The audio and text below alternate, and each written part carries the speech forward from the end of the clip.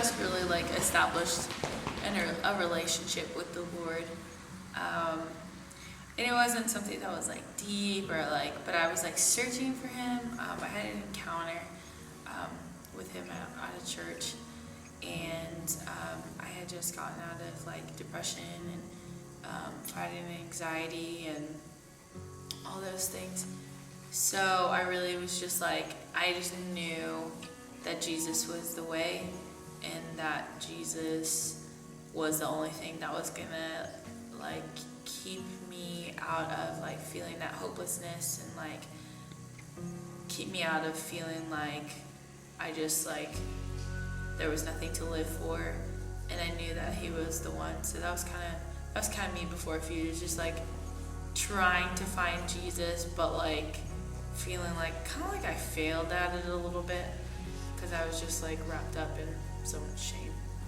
I would say my defining moment was a little bit actually after Feast Camp, like such a long time ago. I don't remember the time of year, but it was like after the first one that my sister had gone to, and she was telling me like stories about what had happened and how she was filled with the Holy Ghost and like all this crazy stuff happening. I was like, oh, I don't know how I feel about that. And but I remember it was like the day after Feast Camp had ended, and we had gone, it was the Sunday night service after, and everybody was still like so hype, and they were praying over people. And I just remember like Clark had asked me, like he had come over to me and like started praying for me, and he was like, hey, you saved? I said, and I just started crying, and I was like, I don't know. But that really just, but like after a few seconds of him just like praying on me, I like fell back. And so that kind of like changed everything. It changed like my pursuit of God, I think, a lot more than a lot of stuff did. I think because I didn't know that God could do those kinds of things, because I was always reading the Bible to like find something that was wrong with me, I guess. And instead of like looking at who God was and like, you know, the purpose of stories and all that stuff. So I think that kind of like changed things for me, because it was just like it was like this overwhelming sense of God that I had never felt or never knew that I could feel. But I think the reason why it was so overwhelming was because like God had come, even though I still was struggling with like being sad and all these crazy things. And I think that's one of the biggest reasons why. And when Clark asked me if I was saved, why I was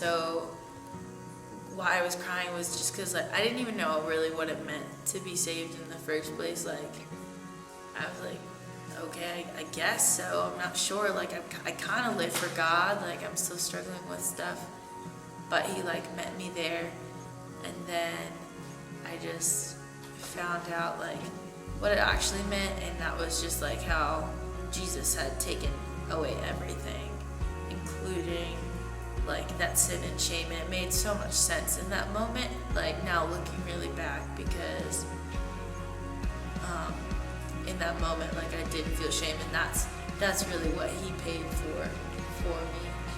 And I think so that I didn't have to feel that, and I think that's what I started understanding a lot more from that. I think if I have anything to say, I would just say that this week, if there's anything go after knowing Jesus' heart more than you ever have in this place. And it doesn't stop just with Fuse Camp, but this is an opportunity to go with like a community of worshipers, a community of people who are spending a committed amount of time going after God in an allotted time. Like there's something really special that happens when people come just for Jesus. When people come just for Jesus, like it moves the heart of God.